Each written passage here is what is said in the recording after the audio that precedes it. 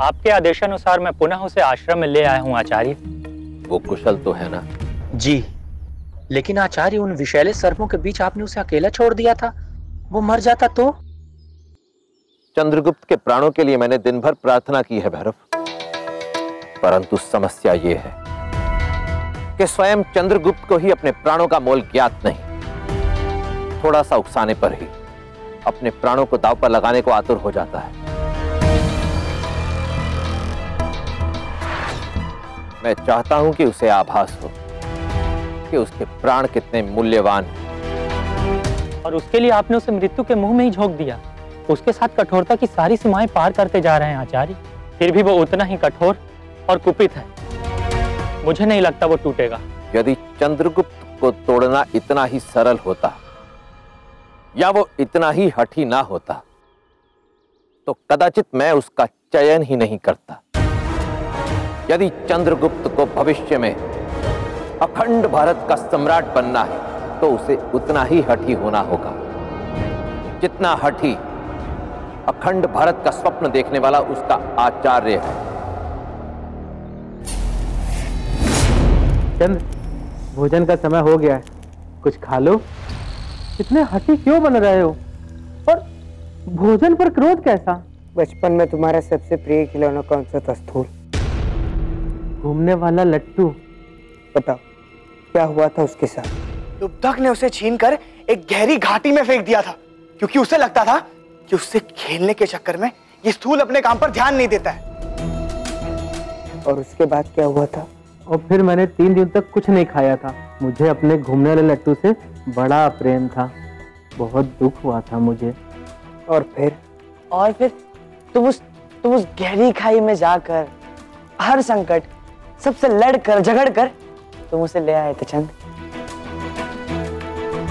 बचपन के अपने प्रिय खिलौने के खो जाने पर तुम इतने विचलित और उदास हो गए कि तुमने 3 दिन तक भोजन नहीं किया।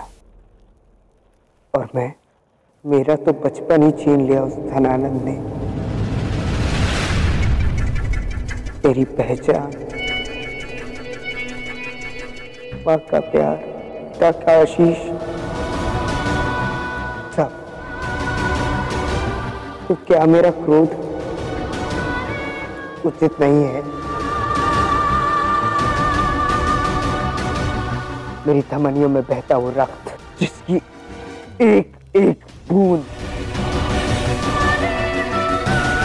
मेरी माँ के बलिदान और त्याग की ऋणी है,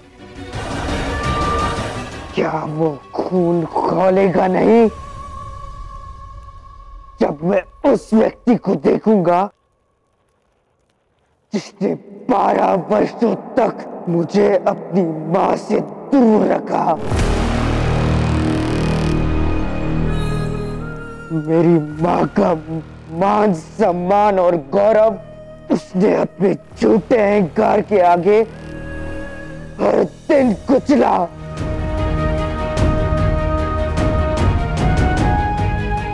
आज तक मैं इसी अग्नि में जलता रहा कि मेरी पहचान क्या है, मैं कौन हूँ।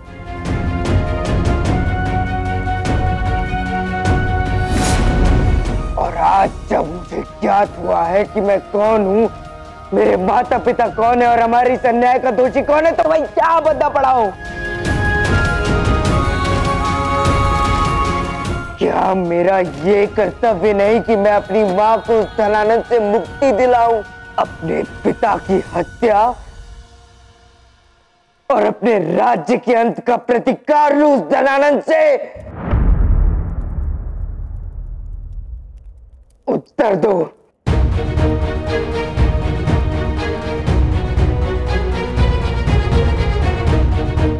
किंतु तुम सबको इससे क्या अंतर पड़ता है, क्योंकि तुम सब अब मेरे वो मित्र नहीं रहे जो मेरे लिए मरने को प्रस्तुत थे।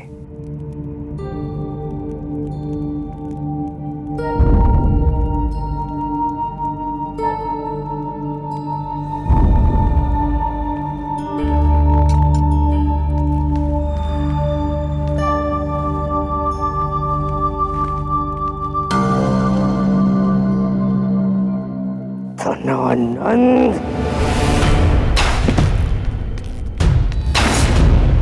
चंद्रगुप्त, चंद्रगुप्त।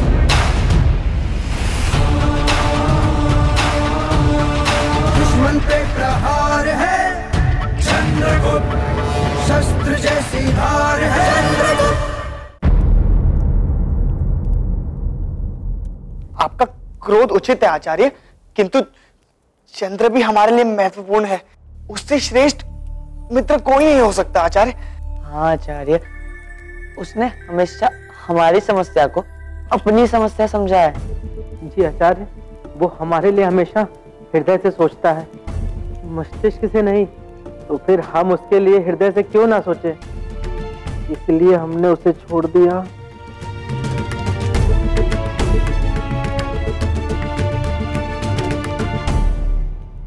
संवेदनशील राजकुमार जो हृदय से सोचता है, मस्तिष्क से नहीं। इतनी बड़ी भूल मुझसे कैसे हो गई। धन्यवाद मित्रों, मेरी इस भूल के प्रति मुझे जागरूक करने के लिए।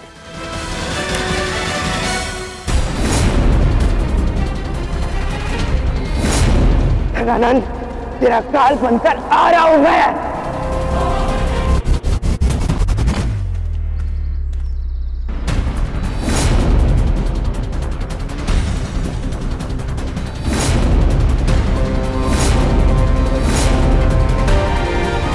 आपका कार्य मैंने किया है, पर आज नहीं।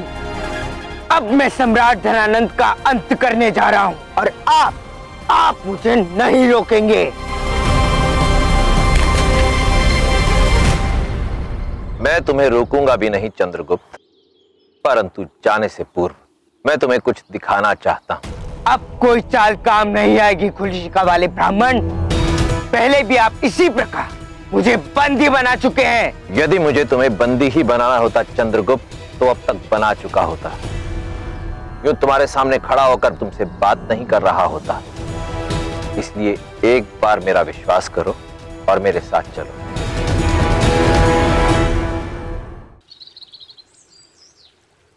आपने मुझे यहाँ क्यों बुलाया भाई?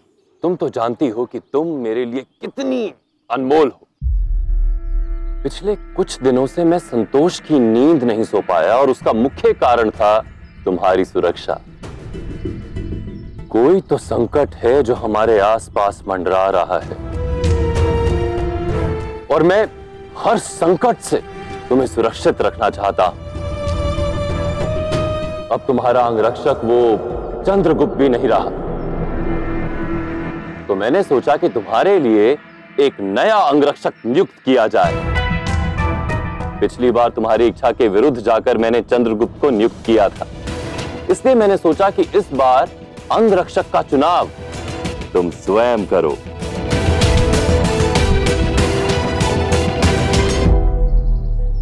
उम्मीदवारों को प्रस्तुत किया जाए।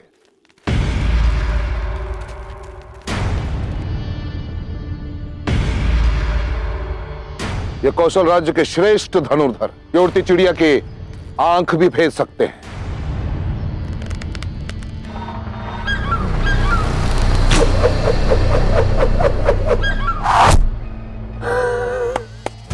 उत्तम, कैसा लगा बहन?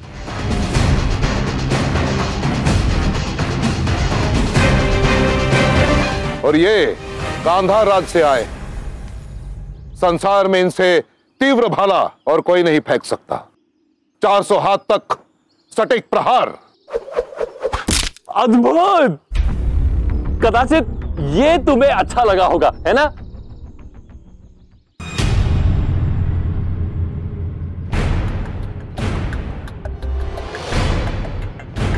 राजकुमारी, ये हैं अमरावती के सर्वश्रेष्ठ मल्लाह। इनके बल का अनुमान केवल इस बात से लगाया जा सकता है कि हाथी के बच्चे को उठाने में सक्षम है। तो बताओ, इनमें से कौन सा पसंद आया तुम्हें?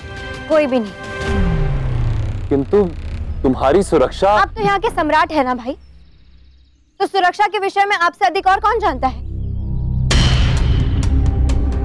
आपको जो उचित लगे आप कीजिए, मेरी अनुमति की आवश्यकता नहीं।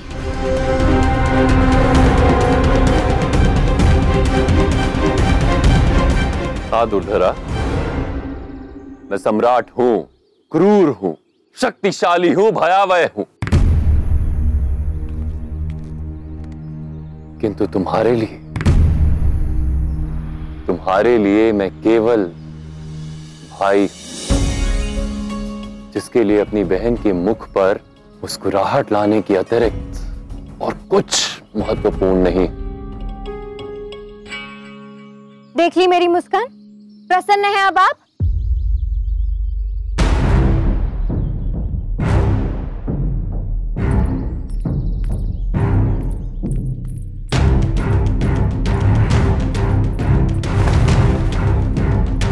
कुछ तो है जो मेरी बहन के मन को कुरेद रहा है महामात्य। वो प्रसन्न नहीं, मुस्कुरा नहीं रही। जाइए और पूरे राज्य में घोषणा करवा दीजिए कि जो कोई भी मेरी बहन के मुख पर उसकी मुस्कान लौटा देगा, सम्राट उसे पुरस्कृत करेंगे। जी महामहिम।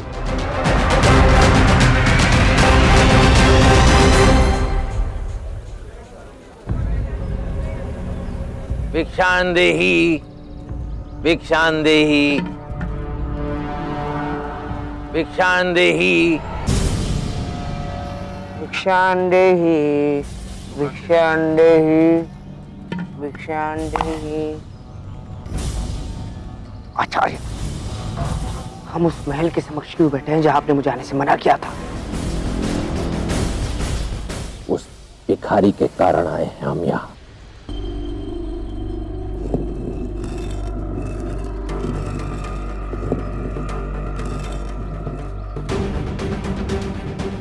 तो हम यहाँ उसके लिए क्यों बैठे हैं? इस भिखारी का मुझसे और उस धनानंद से क्या संबंध है? थोड़े समय चुप बैठोगे तो सब समझ में आ जाएगा कि क्या संबंध है इस भिखारी का तुमसे।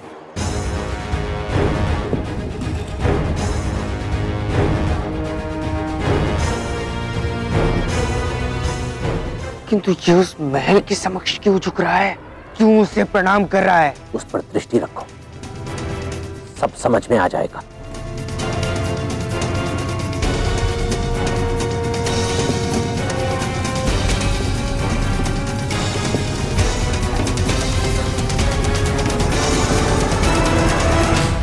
हमें इसके पीछे चलना है।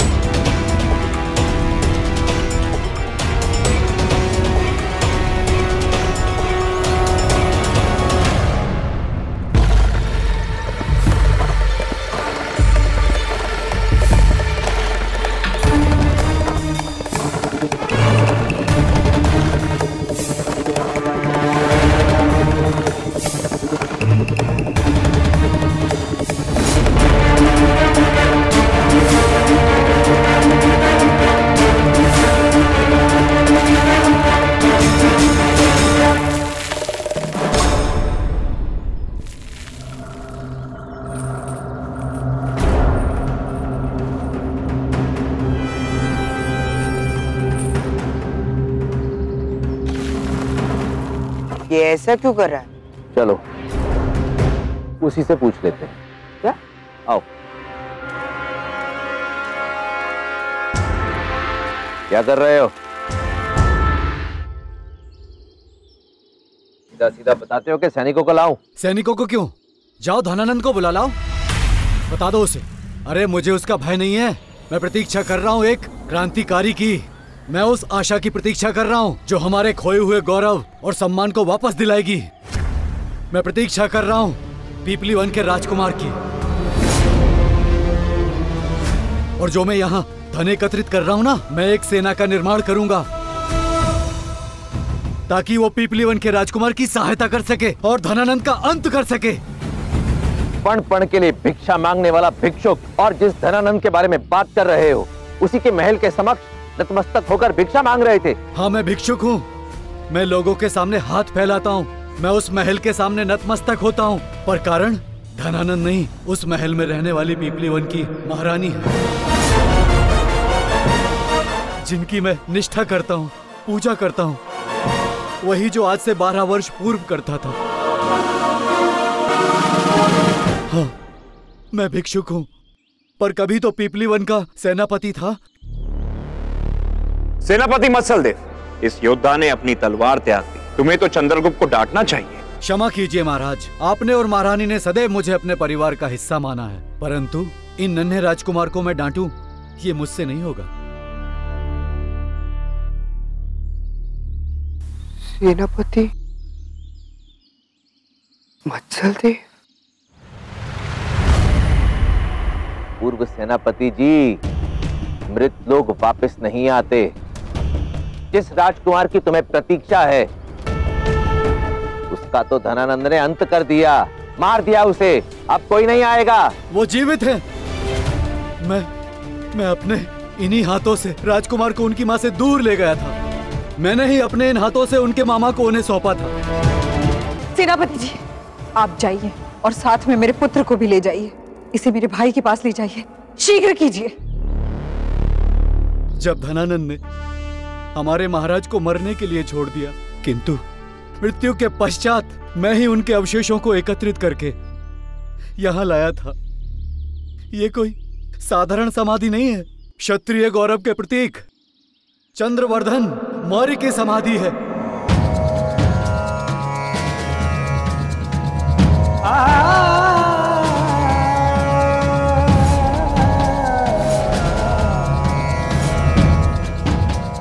और जो मैं इस समाधि के पास धन एकत्रित करता हूँ कि उनकी आत्मा ये देख सके कि पीपली वन की स्वतंत्रता का युद्ध अभी शेष है। धनानंद ने मुझे अनेक यातनाएं दी, मेरा एक नेत्र छीन लिया, मेरे पांव काट दिए, फिर भी मैंने उसे नहीं बताया कि राजकुमार जीवित हैं। मैंने उससे कहा कि राजकुमार मर चुके हैं, जिससे वो उनकी खोज ना करे।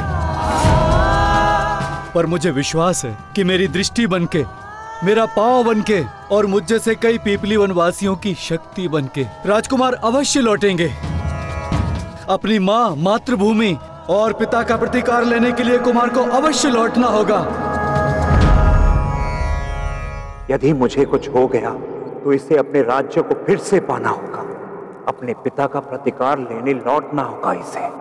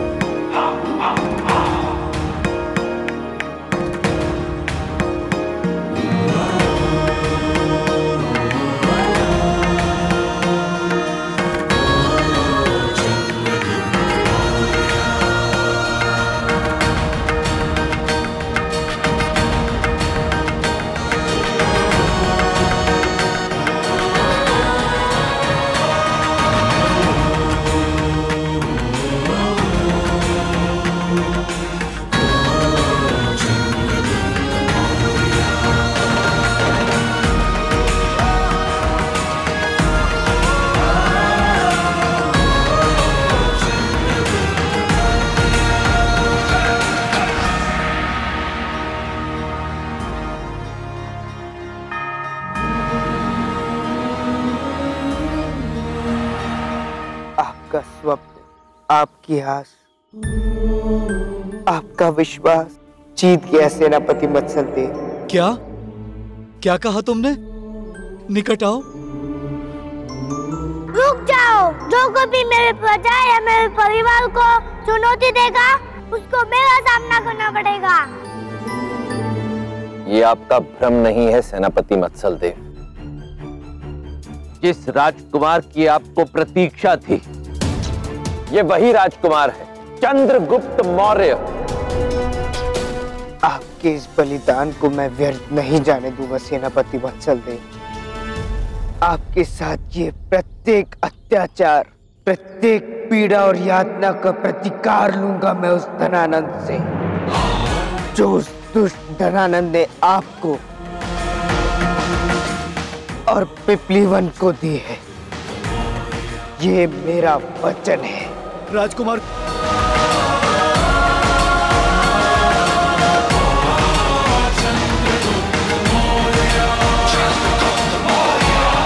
संवेदनशील राजकुमार।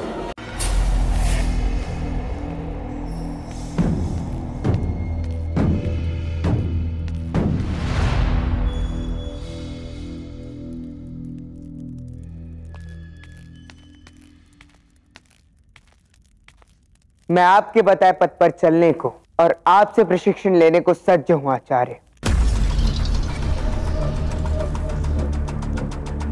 किंतु एक बात मैं आपको स्पष्ट कर दूं आचार्य, कभी भी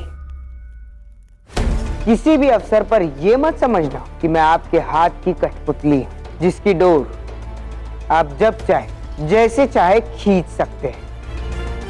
स्मरण रहे आचार्य, ये मेरा युद्ध है, मेरा प्रतिकार है, मेरे पिता के लिए, मेरी मां के लिए, सेनापति मत्सल देव और पृथ्वीवन की प्रजा के लिए। आपको केवल मुझे दिशा दिखानी है, मार्ग मैं स्वयं बनाऊंगा। उचित है, अभी के लिए मुझे स्वीकार है।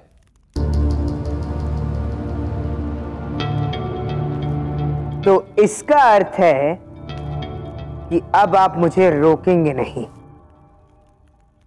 क्योंकि मैं महल अवश्य जाऊंगा।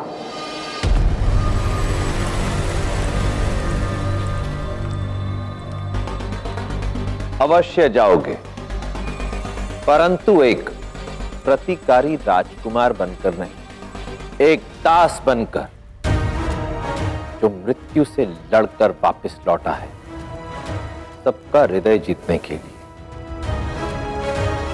मुझे ऐसा क्यों आभास हो रहा है कि अब आप मुझे कोई कहानी सुनाने वाले हैं?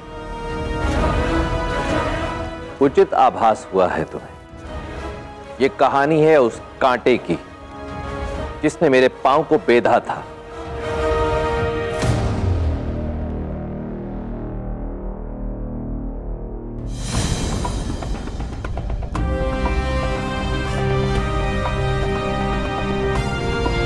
मैंने बहुत सुना है कि चुनौतियां तुम्हें उत्साहित करती है।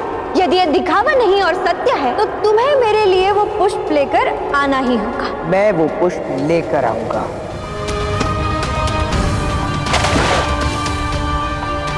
चंद्रगुप्त, चंद्रगुप्त,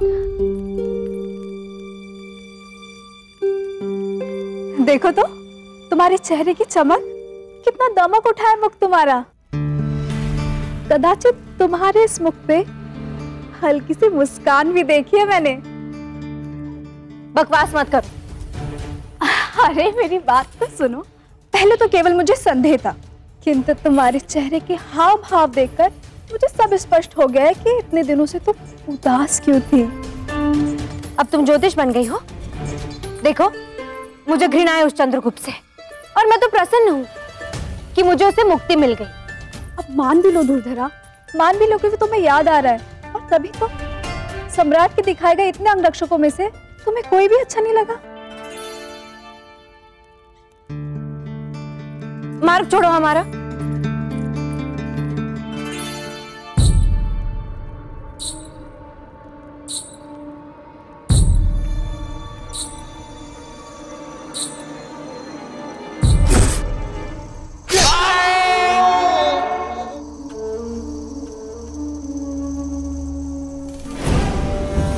अभी भी यही सोच रहे हो कि वो स्वप्न किस आने वाले संकट का संकेत है? भूल जाओ धनानंद, तुम प्रतिभाशाली हो, बलशाली हो, तुम्हें कुछ नहीं हो सकता।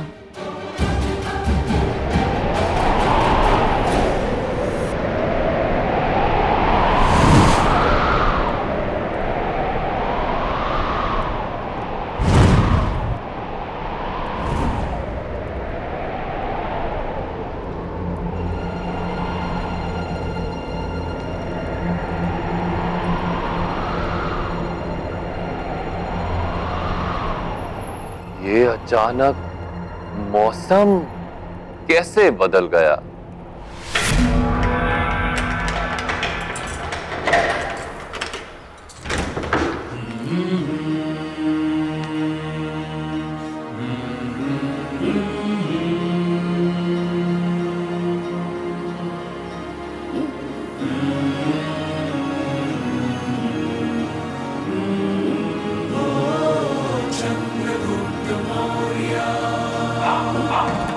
जिस झाड़ी का कांटा मुझे चुभा, मैंने उसे काटा नहीं, केवल उसकी जड़ों को खोखलाकर वहां मट्ठा भर दिया। वो मट्ठा निमंत्रण था उन लाखों चींटियों के लिए जिन्होंने उस झाड़ी की जड़ों को खाकर उसके अस्तित्व को सदा के लिए मिटा दिया। तुम्हें भी महल लौटकर धनानंद के साथ यही करना होगा, उसकी जड़ों को खोखला करना होगा। परंतु उसके लिए पहले तुम्हें धनानंद की शक्ति और उसके सामर्थ्य का आकलन करना होगा और उसके पश्चात उसका साम्राज्य नापना होगा। मैं समझ गया हूँ आचार्य। धनानंद की नाक के नीचे रहकर खोखला कर दूंगा उसके पाप के साम्राज्य को। धीरे धीरे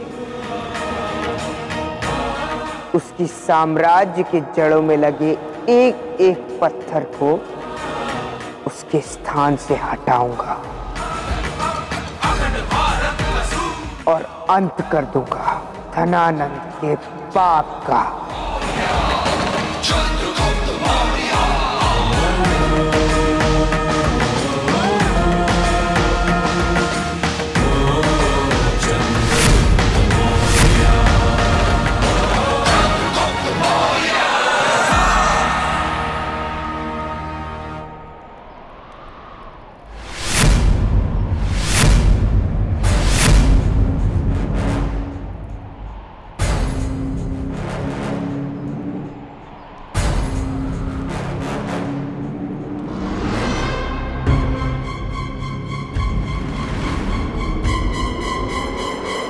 तुम लौट आए मेरे प्रिय दास।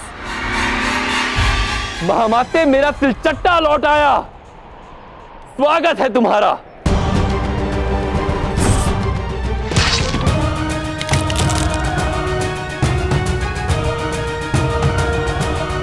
मुरा, पिपलीवान के राजकुमार आए, थक गए होंगे, उनके चरण धोने का प्रबंध करो। चंद्रगुप्त, चंद्रगुप्त।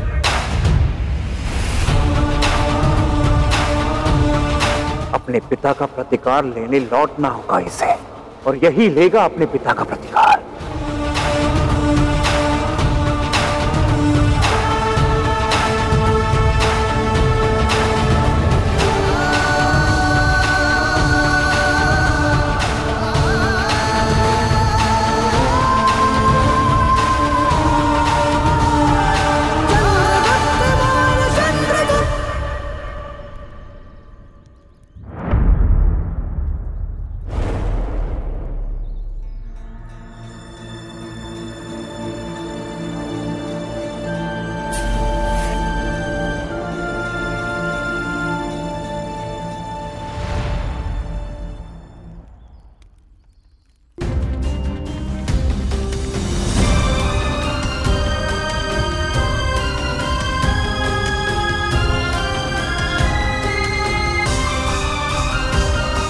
प्रतिकार लेना है अपने पिता का, मेरा, पीपली वन का।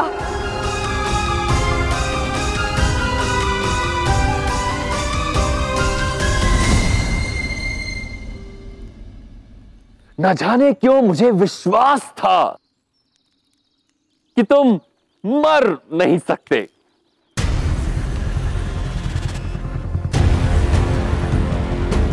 ईश्वर ने आपको उपहार दिया है सम्राट, कि आप यथार्थ से परे वास्तविकता को देख ही लेते हैं। दूर क्यों खड़े हो?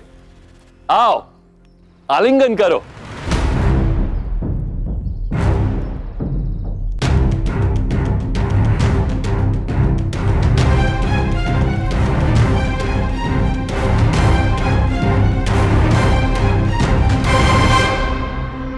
यही तो करना है मुझे।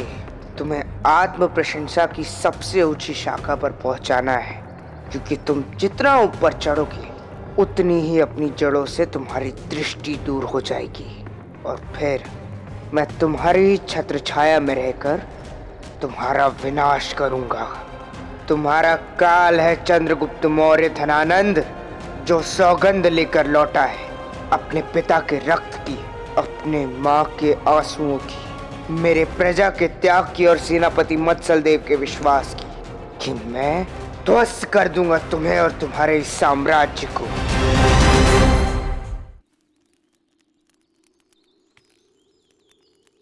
अद्भुत, सत्य में तुम अद्भुत हो दास। इतनी ऊंचाई से गिरने के पश्चात भी तुम ना केवल जीवित लौट आए, अपितु तुम पर एक खरोंच तक नहीं है।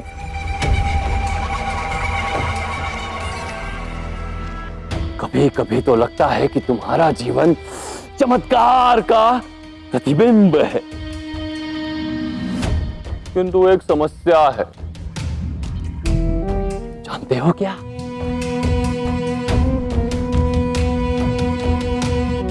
मुझे चमत्कार पर विश्वास नहीं होता, तर्क पर होता है। तो बताओ, तुम बच गए थे तो इतना समय क्यों लगा लौटने में?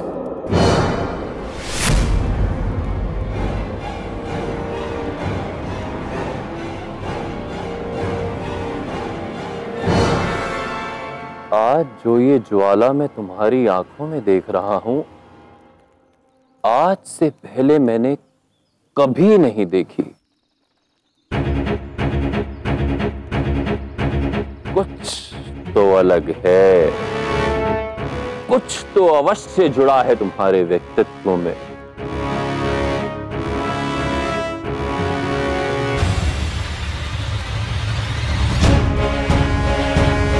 क्या छिपा रहे हो? बोलो, क्यों नहीं लौटे? मैं आपके इस प्रश्न का उत्तर अवश्य दूंगा सम्राट, किंतु राजकुमारी दुर्धरा के सामने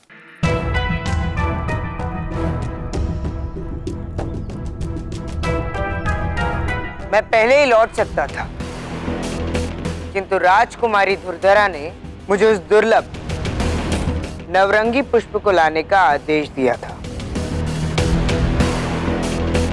जब मैं उस झरने से नीचे गिरा तो उस पुष्प का पीछा करते करते मैं कई योजन तक बहता चला गया, किंतु मैंने उस पुष्प का पीछा नहीं छोड़ा। और आज मैं उसी पुष्प को लेकर आया हूं।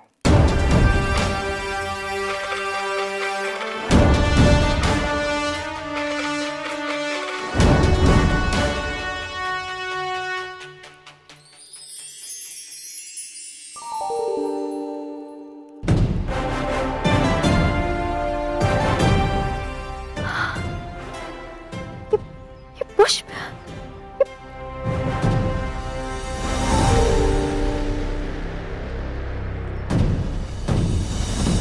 भाई। महामाते, महामाते, मेरी बहन मुस्कुरा रही है। जी जी मामाई। हाँ भाई, मैं मुस्कुरा रही हूँ। अब आपके घोषणा के अनुसार इसे पुरस्कृत कर देना चाहिए। मांगो दास, जो मांगना है मांग लो। अवश्य, मांगो, क्या चाहिए?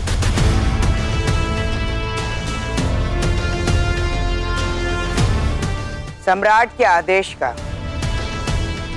और राजकुमारी का उदारता का मैं अपमान नहीं कर सकता, इसीलिए मैं आपसे कुछ मांगूंगा अवश्य, किंतु अपने लिए नहीं। दासत्व के समय से मेरे 3 परम मित्र हैं और वो मेरे लिए मित्र ही नहीं, मेरे परिवार समान है सम्राट। तो मैं बस यही चाहता हूं कि आप मेरी ही भांति अपनी छत्र छाया में उन्हें काम देंगे तो बड़ी कृपा होगी।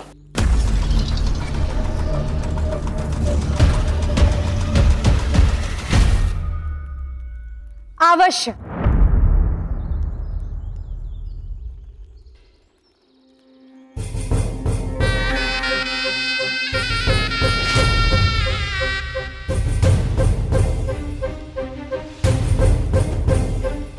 अब मेरी लाडली बहन ने कहा है तो एक भाई और एक सम्राट उसकी बात को टाल कैसे सकता है? अवश्य।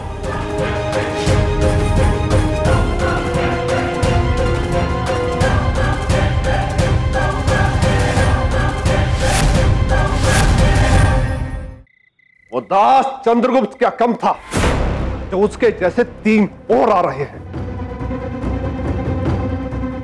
अब वो समय दूर नहीं जब हम सबको अपने सामान की पोटली बांधकर यहां से जाना होगा। जैसे वो एक दास 3 को ला रहा है, वो 3 9 को लाएंगे। उसी प्रकार वो 9 90 को लाएंगे और बहुत शीघ्र ही महल के हर एक कोने कोने में दीमक की भांति हरोर चारों दिशाओं में फैल जाएंगे और हमें इस महल से बाहर निकाल करेंगे। तुम व्यर्थ ही चिंता कर रहे हो। ऐसा कुछ नहीं होगा। हमें उन तीनों को महल में काम पर लगने से रोकना है। ना रहेंगे 3, ना आएंगे 300। महल अर्थात स्वादिष्ट भोजन नहीं, उत्कृष्ट भोजन अर्थात मखमल के कालीनों पर चलना, कोमल कोमल बिछौनों पर सोना, अर्थात सुंदर सुंदर दासियों के दर्शन, वो भी हर दिन। अर्थात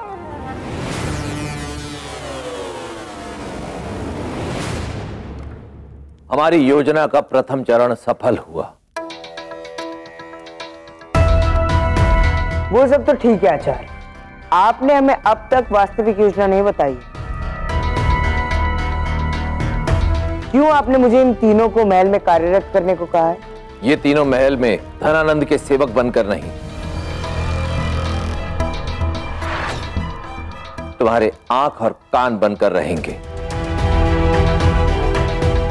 महल में होने वाली प्रत्येक गतिविधि की जानकारी तुम्हें देंगे। तुम चारों मेरी इस योजना के महत्वपूर्ण स्तंभ हो और चंद्रगुप्त तुम्हारे इस दल का नेतृत्व करेगा। किंतु ये योजना क्या है? आज पूर्णिमा है। आज से ठीक 1 माह पश्चात पूर्णिमा को ही धनानंद के विरुद्ध हमारी इस क्रांति के महायज्ञ का प्रथम समर शंख फूंका जाएगा। चंद्रगुप्त के नेतृत्व में हमारी सेना धनानंद के क्रूर शासन द्वारा फैलाए गए इस अंधकार का नाश कर देगी और अखंड भारत के उज्जवल भविष्य की प्रथम नींव रखेगी। क्या? सेना? हमारी सेना? किंतु ये कैसे संभव है? हमारे पास तो इतने संसाधन भी नहीं है कि हम एक सेना का निर्माण कर सके आचार्य। हम एक छोटी सी झड़प के लिए सज्ज नहीं है और आप चाहते हैं कि हम मगध की समूची सेना के विरुद्ध अशस्त्र क्रांति करें। वाह! यदि हृदय में ज्वाला प्रज्वलित हो तो एक छोटी सी चिंगारी ही समूचे वन को स्वाह करने के लिए पर्याप्त होती है। चंद्रगुप्त, युद्ध करने के लिए हाथों में शस्त्र की आवश्यकता नहीं, हृदय में दृढ़ संकल्प की आवश्यकता होती है। रही बात संसाधनों की, तो इस युद्ध के लिए सभी संसाधन स्वयं मगधपति सम्राट धनानंद हमें उपलब्ध करवाएंगे। धनानंद की सबसे बड़ी शक्ति है उसका धन और वही उसकी सबसे बड़ी दुर्बलता भी है और हम इसी दुर्बलता पर निर्ममता से चोट करेंगे। यही होगा हमारी इस क्रांति का प्रथम अध्याय, धनानंद का धन लूटना।